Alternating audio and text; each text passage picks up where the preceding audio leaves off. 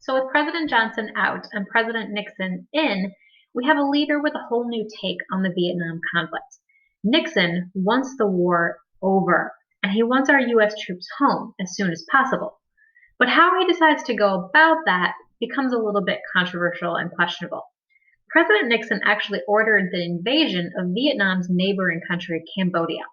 North Vietnam had a bunch of supply lines that ran through the country of Cambodia, and Nixon believed that if we invaded Cambodia, we could cut off their supply lines and end the war. Sounded like a great idea, but invading Cambodia expands the war, and a lot of people had a problem with that. So Congress finally took the reins back. They repealed the Tonkin Gulf Resolution.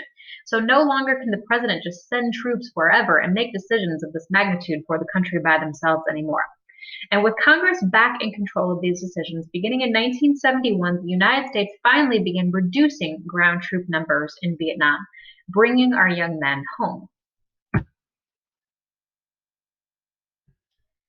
Now, Vietnaminization. It's a really, really long word that kind of sounds like it's made up. But the definition of Vietnaminization is actually the second bullet on this slide. We had come to the realization, slowly, that this war was not being won by U.S. intervention, and our sacrificing of young American lives was really only just adding fuel to the fire of all of the protests and the demonstrations. We weren't making a difference in this war, and it was time for us to get out. So Vietnaminization, this term, refers to the efforts to disengage U.S. troops from the Vietnam War and to turn the war over to the South Vietnamese fighting forces. And slowly, that's just what we did. On the next few slides, I want to show you some pictures of how the war, though, affected Vietnamese civilians who were kind of caught in the middle as their hometowns and countrysides became quite literally the battlefields of this war.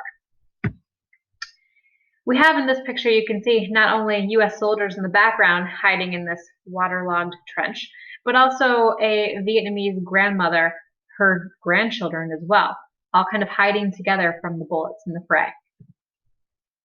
In one of the more controversial pictures that came out of the Vietnam era, this was actually on the front page of the Time magazine. You had a school that had been hit by a napalm attack, and children running from the scene, many of them, their clothes singed off, are running just for help and running for support, running past U.S. soldiers, because very similar to what we had seen in Japan, many of the Vietnamese were also taught that the Americans were egotistical and that we would murder children and women. Many parents, not knowing what to do, would send their children to surrender to the U.S. forces. Many children were also hit in these Agent Orange and napalm attacks. Here you see a number of pictures involving, fathers presenting their heavily, heavily burned and disfigured children to U.S. soldiers for their inspections. Peace with Honor. It's a kind of funny, ironic title for this, because as you've seen, there's very, very little honor to be had in the Vietnam War, from how we got there to eventually how we left. January 31st, 1973, for after the dash, U.S. and North Vietnam sign the Paris Accords. The Paris Accords is the peace agreement that officially ends U.S. involvement in the Vietnam War, and with the signing of the Paris Accords brings U.S. withdrawal and the return of all of our POWs, some of which have been toiling away in prisoner of war camps for a long time at this point. Now, learning from our mistakes, Congress enacted the War Powers Act in November of 1973. For after the equal sign, requires President to inform Congress within 48 hours of deployment. The War Powers Act officially requires that the President inform Congress within 48 hours of troop deployments.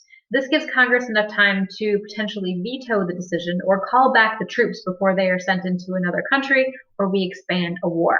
This restores the balance of power. Now, with the United States officially out of the war continued to go downhill very, very, very quickly for the Vietnamese soldiers who are now fully in charge of the war for the first time in the war. So without U.S. support and United Nations support, South Vietnamese soldiers very, very quickly lost control, losing battle after battle in this conflict.